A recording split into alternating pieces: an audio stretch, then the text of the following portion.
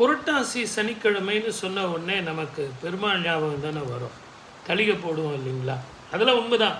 ஆனால் பணம் சேருவதற்கான ஒரு சின்ன எளிமையான வழி நான் சொல்லித்தரேன். இந்த சனிக்கிழமையில் இருந்து புரட்டாசி மாதத்தில் நான் சொல்கிறத செய்யுங்க. சுவாமி ரூமை நல்ல ஜம்முன்னு பச்சை கற்பூரம் போட்டு சுத்தம் பண்ணிடுங்க. பச்சை கற்பூரம் போட்டு தண்ணி தெளித்து நல்லா சுத்தம் பண்ணிடுங்க. தீர்த்தம் வைங்க.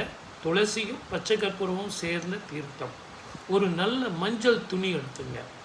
கோமதி சக்கரம் பூச்சி கோமதி சக்கரம்னு கிடைக்கும். அந்த பூச்சி கோமதி சக்கரத்தினால சுவாமிக்கு அர்ச்சனை பண்ணுங்க. அந்த அர்ச்சனை பண்ண கோமதி சக்கரம், அதே மாதிரி சந்தனம், நல்ல வாசனை உள்ள சந்தனம், கொஞ்சம் பச்சை கற்பூரம், அதே மாதிரி மஞ்சள், இது எல்லாம் உள்ளே வச்சு மூட்டையாக கட்டி வச்சுங்க. மாவிளக்கு போடுங்க. அதே மாதிரி பூஜை அறையில் அற்புதமான வாசனை உள்ள வெள்ளை மற்றும் சிகப்பு பூக்களால் சுவாமிக்கு அலங்காரம். அன்னைக்கு நெய் தீபம் வேண்டாம், நல்லெண்ணெய் தீபம் போடுங்க. நல்லெண்ணெயில் தீபம் போட்டு மாவிளக்கு கண்டிப்பாக நீங்கள் போடணும். கடின மொழி எதுவும் பேசாமல் நோன்பு இருக்கணும். உங்களுக்கு சுகர் இருக்குது, பிபி இருக்குது அப்படின்னா அதை நீங்கள் முதல்ல தெரிஞ்சுங்க.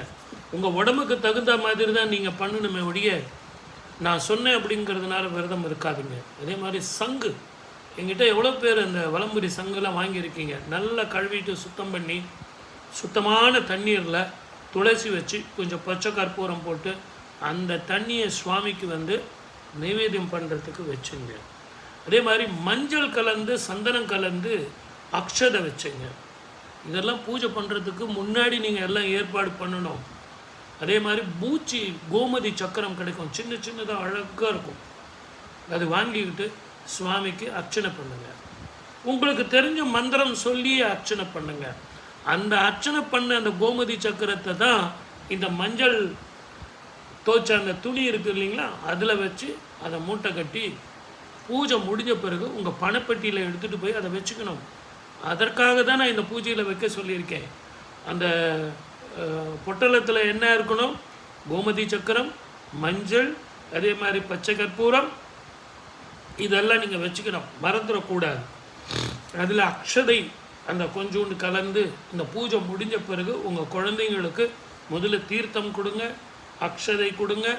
அக்ஷதை போட்டு ஆசீர்வாதம் பண்ணுங்க.